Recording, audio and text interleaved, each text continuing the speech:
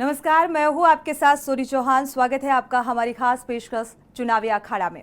इन दिनों चुनावी माहौल में सियासत का यह अखाड़ा घमासान का सबब बना हुआ है और मौसम के तल्ख तेवरों के साथ ही सियासी पारा चढ़ा हुआ है। फिलहाल आज हम आपके लिए लाए हैं कुछ खास सियासी खबरों की गर्मा गर्म चर्चा और इस कार्यक्रम में हम बात करेंगे चुनावी रणनीति, राजनीतिक दलों की उम्मीदों और आकांक्षाओं की, साथ ही जनता जनार्दन की अपेक्षाओं की। तो देखिए हमारा ये खास कार्यक्रम चुनावी अखाड़ा।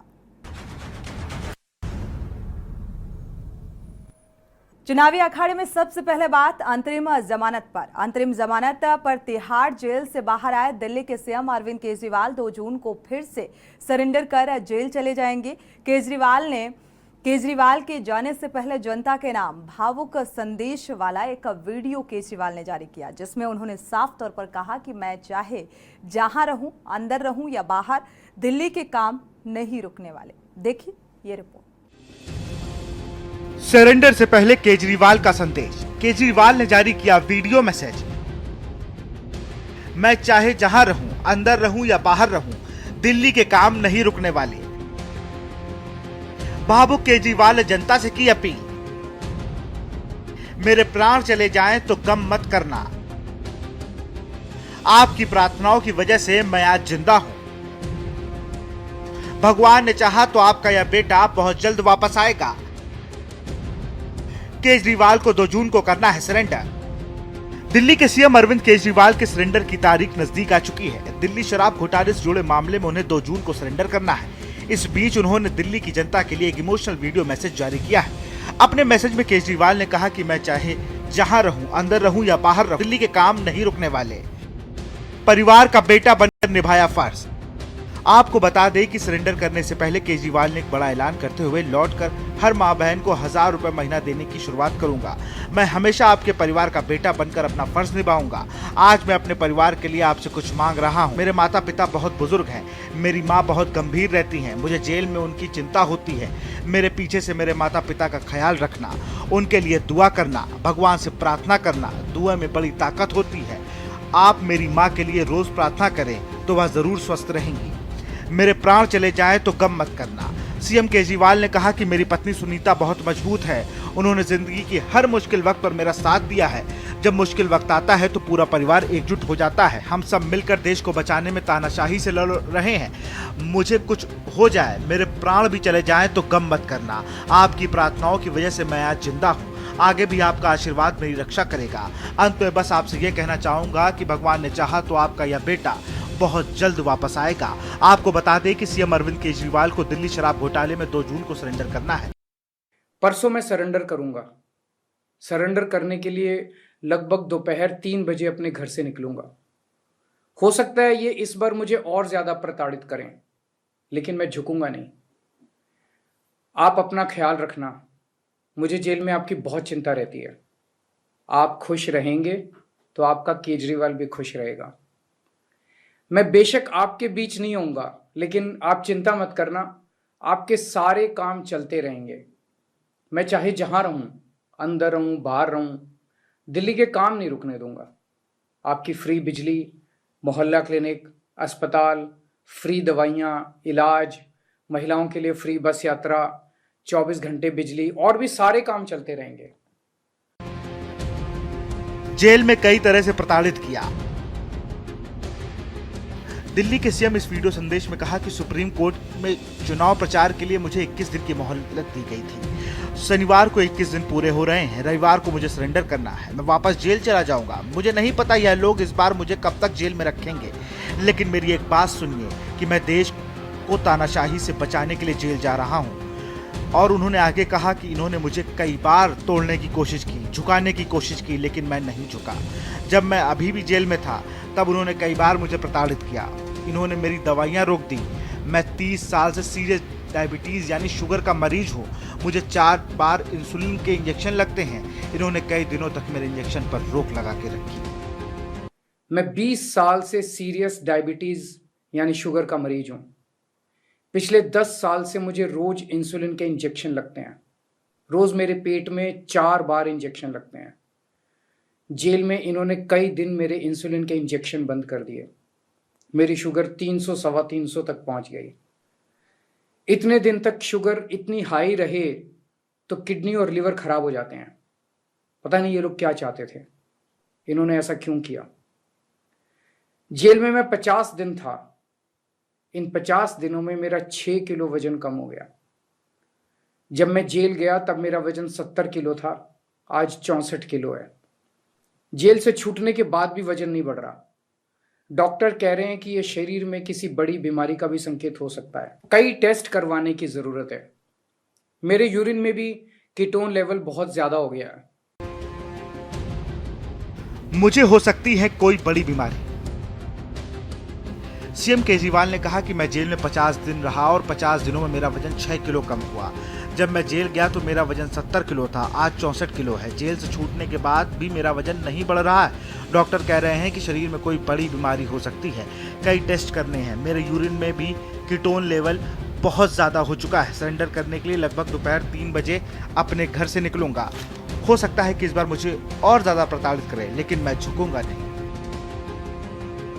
दिल्ली वालों, चलते रहेंगे आपके काम। दिल्ली की जनता से सीएम केजरीवाल ने कहा कि आपका अपना ख्याल रखना। मुझे जेल में आपकी बहुत चिंता रहती है। आप खुश रहेंगे तो आपका केजरीवाल भी खुश रहेगा। बेशक आपके बीच नहीं रहूंगा, लेकिन आप चिंता मत करना, आपके सारे काम चलते रहेंगे। मैं चाहे जहां रहूं, अंदर रहूं या बाहर रहूं, दिल्ली के काम नहीं रुकने वाले। आपकी फ्री बिजली, मोहल्ला क्लिनिक, अस्पताल, फ्री दवाई, फ्री इलाज, महिलाओं के लिए फ्री बस यात्रा, 24 घंटे बिजली और सारे काम चलते रहेंगे। स्पेशल डेस्क के न्यूज इंडिया।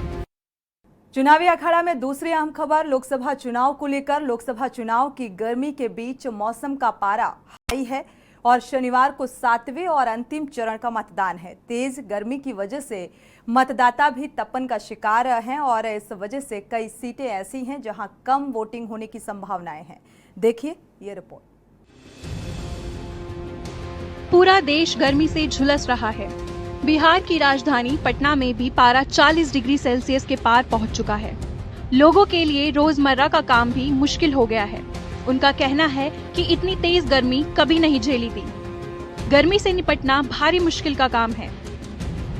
इतना न गर्मी पड़ रहा है कि दो को कूलर लगाए हुए हैं, फिर भी कोई काम नहीं कर रहा है। इतना नहीं, बहुत ज्यादा सर, बहुत ज्यादा।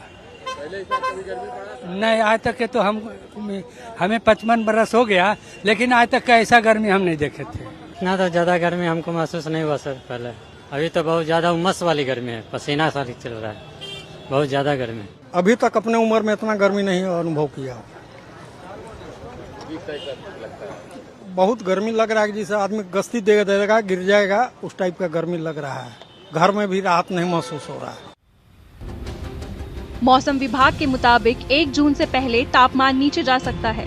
उस दिन पटना साहिब लोकसभा सीट पर चुनाव के आखिरी दौर में वोट डाले जाएंगे। परसों जो चुनाव होने हैं 1 तारीख को, और जैसे पटना हुआ, आरा हुआ, इन सभी जिलों में आप देखेंगे तापमान में थोड़ी सी कमी आ रही है। कल से फॉल होंगे, बट स्थिति वही रहेगी कि 40 से 42 डिग्री के आसपास तापमान रहेंगे, ह्यूमिडिटी रहेगी, तो लोगों को उमस वाली गर्मी जो है महसूस होती रहेगी। लोगों को थोड़ा सा उसमें है कि पानी पीकर मतलब अच्छे से पेय पदार्थ लेते रहना है, और छाये में जितना हो सके उतना देर रह करके आप अपनी काम कर सकते हैं। उत्तर प्रदेश के वाराणसी में भी लोग बदहाल हैं। वहां तेज लू चल रही है। सर गर्मी तो इतनी है कि बर्दाश्त के बाहर। सर दिन भर पर्ची काटने का काम है, उसमें भी कुछ बचत नहीं, तो क्या मालिक को दें और क्या हम लोग कमाएं, कुछ समझ में नहीं आ रहा है सर।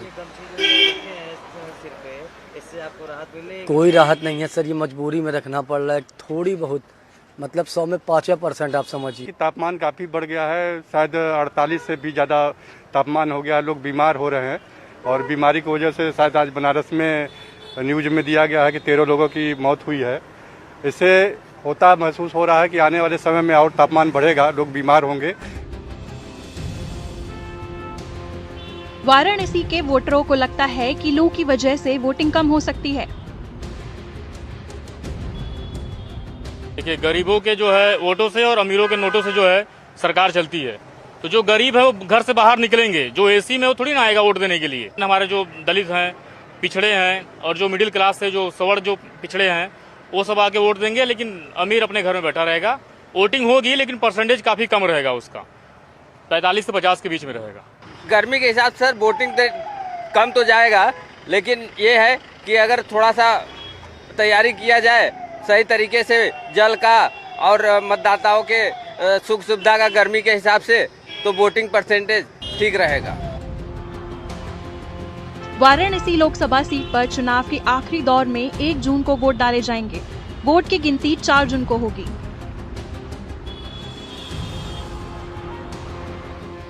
चुनावी अखाड़ा में वक्त एक छोटे से ब्रेक का, लौटेंगे जल्द।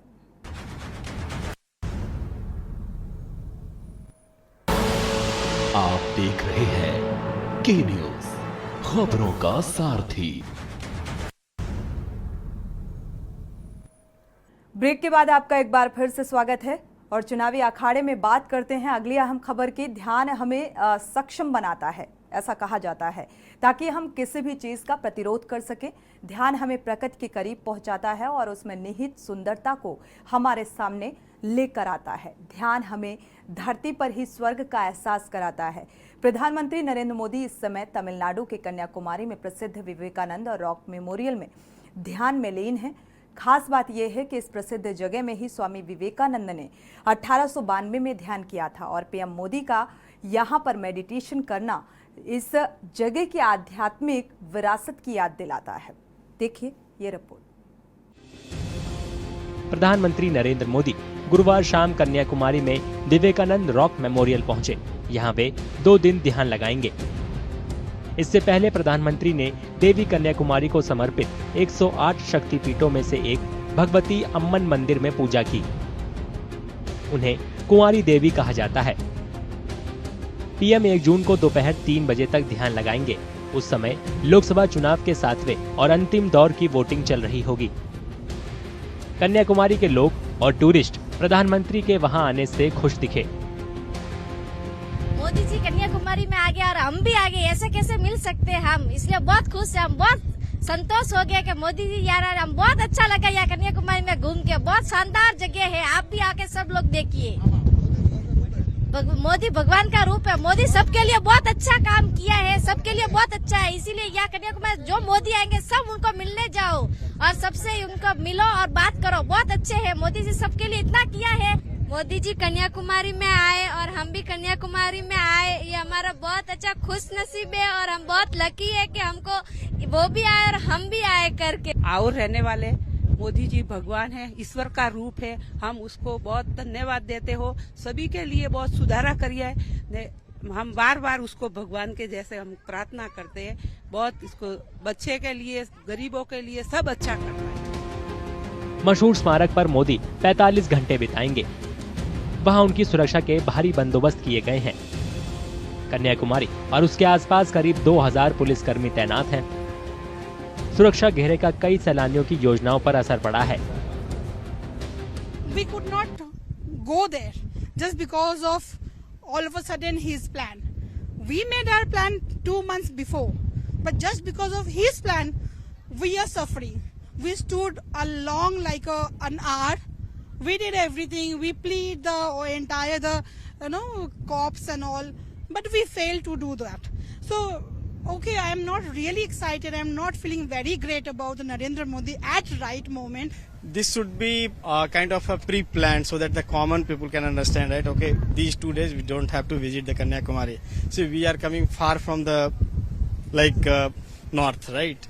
And coming to south and then facing this kind of a struggle, right? This is not feeling good. Yeah, he is good, but somehow we are feeling little bit not comfortable with this trip. అయితే మోడీ రావడం వలన మాకు సంతోషమే, కానీ ఇక్కడ మాకు దర్శన ఇది రాకు చూడలేకపోతున్నాము.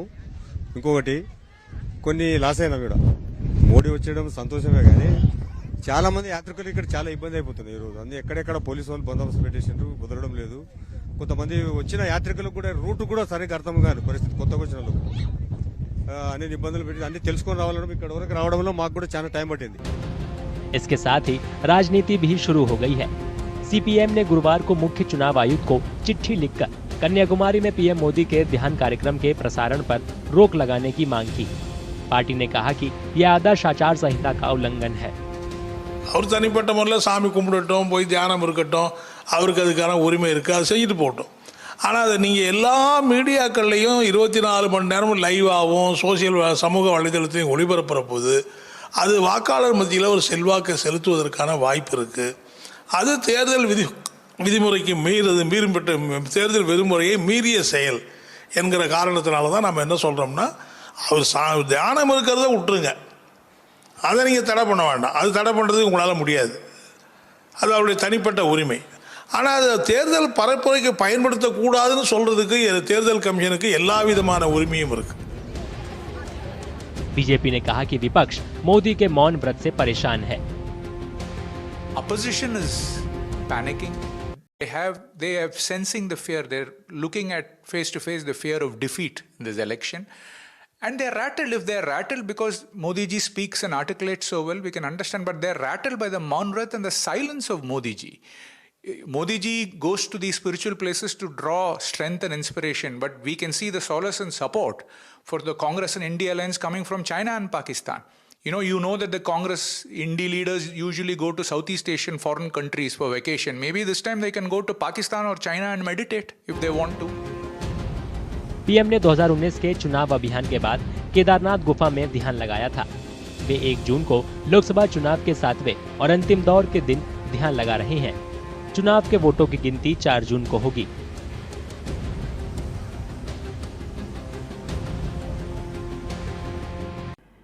चुनावी अखाड़ा में बात करते हैं. जर्मनी से 35 दिन बाद लौटने पर जेडीएस के निष्कासित सांसद रेवन्ना की मुश्किलें बढ़ गई हैं. दरअसल आपको बता दें कि रेवन्ना को बेंगलुरु एयरपोर्ट से गिरफ्तार कर शुक्रवार को कोर्ट में पेश किया गया और कर्नाटक पुलिस की एसआईटी ने कोर्ट से रेवन्ना की 14 दिनों की कस्टडी की मांग की थी और दोनों ही पक्षों की तरफ से अपनी अपनी दलीलें दी गईं. लंबी चौड़ी दलीलों को सुनने के बाद कोर्ट ने रेवन्ना को 6 जून तक एसआईटी हिरासत में भेज दिया.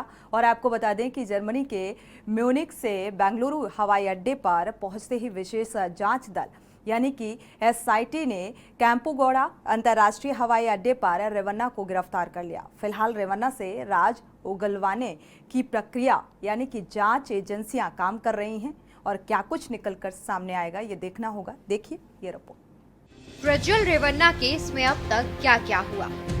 अलग अलग लड़कियों के साथ 2500 से ज्यादा अश्लील वीडियो क्लिप की जानकारी सामने आ चुकी है. जांच एजेंसी को एक पेन ड्राइव मिली जिसमें रेवन्ना से जुड़े अश्लील वीडियो हैं. रेवन्ना के खिलाफ पुलिस अब तक 3 अलग अलग केस दर्ज कर चुकी है. प्रज्वल के खिलाफ दर्ज पहला केस 47 साल की पूर्व नौकरानी के यौन शोषण से जुड़ा है. इसमें उसे मुख्य आरोपी न बनाकर सहायक आरोपी यानी आरोपी नंबर 2 बनाया गया है. इसे 28 अप्रैल को हासन के होले नारसीपुरा में रजिस्टर्ड किया गया. इसमें प्रज्वल के पिता एचडी रेवन्ना मुख्य आरोपी हैं जो जमानत पर हैं. 44 साल की महिला ने कई बार दुष्कर्म करने का आरोप प्रज्वल पर लगाया है.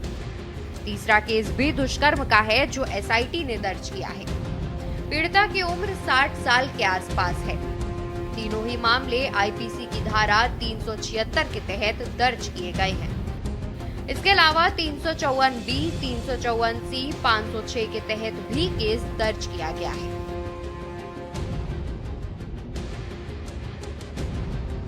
यौन उत्पीड़न कांड के आरोपी सांसद प्रज्वल रेवन्ना आखिरकार गिरफ्त में आ चुका है. मामले में एसआईटी की ओर से पेश वकील ने जनप्रतिनिधि अदालत को बताया है कि प्रज्वल को गिरफ्तार किया जा चुका है. ऐसे में अग्रिम जमानत याचिका का कोई मतलब नहीं रहा. बता दें कि प्रज्वल ने कुल 3 मामलों के सिलसिले में 3 अग्रिम जमानत याचिकाएं दायर की थी.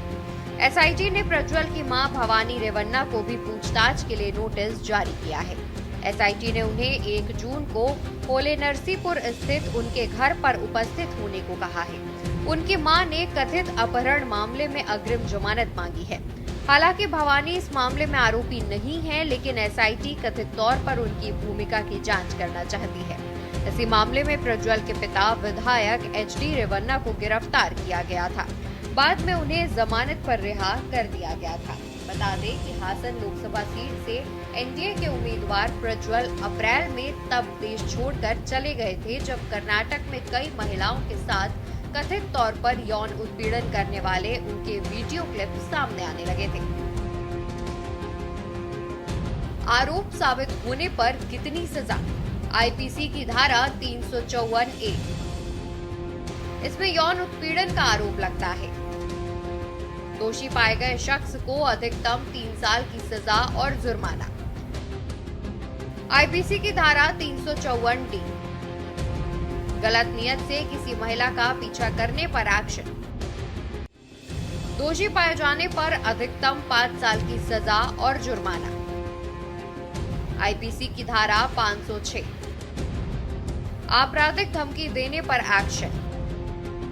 दोषी पाए जाने पर अधिकतम 7 साल जेल और जुर्माना। आईपीसी की धारा 509। किसी महिला की गरिमा को ठेस पहुंचाने का आरोप। दोषी पाए जाने पर अधिकतम 3 साल की सजा और जुर्माना। कर्नाटक के गृह मंत्री जी परमेश्वर ने बताया कि प्रज्वल रेवन्ना कल रात 12:50 पर जर्मनी से आए। उन्हें गिरफ्तार कर लिया गया है। कानून के अनुसार अधिकारी कार्रवाई करेंगे।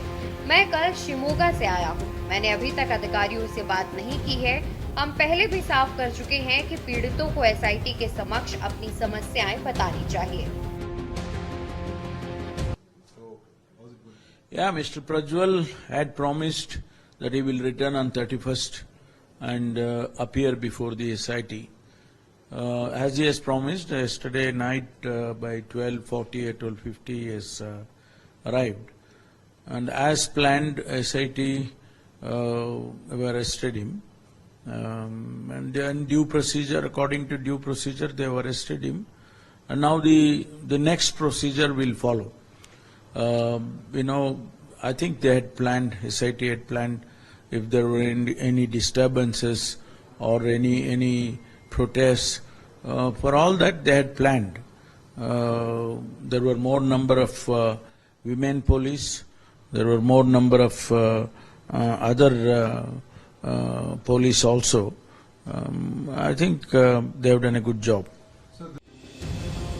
यौन शोषण और सेक्स स्कैंडल के आरोपों में घिरा जेडीएस से निष्कासित हासन सीट से सांसद प्रज्वल रेवन्ना भारत लौट आया है।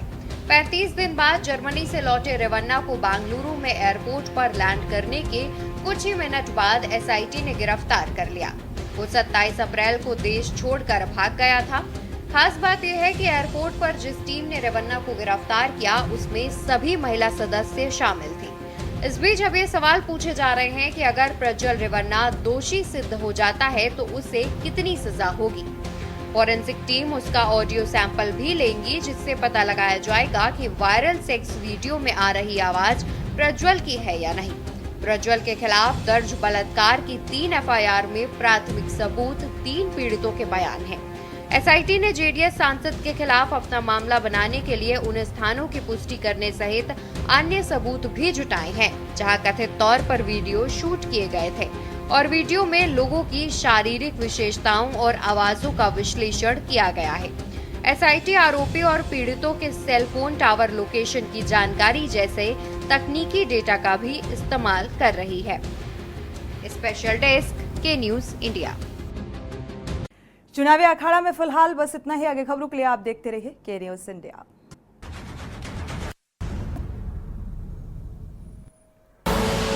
आप देख रहे हैं के न्यूज, खबरों का सारथी।